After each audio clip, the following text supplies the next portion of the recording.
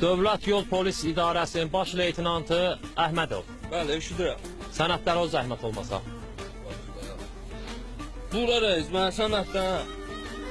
Mən bu sürücülük vəsiqəsi, bu maşının sənədləri zadı. Dərman kutusu. Bax, dərman kutusu da var, alov söndürən də var. Bəs magnitofonun var. Mikrofon? Ha, mikrofon var. Oyun havaları var. Var.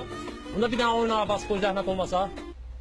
Ha, Balaca səs ver. verdi.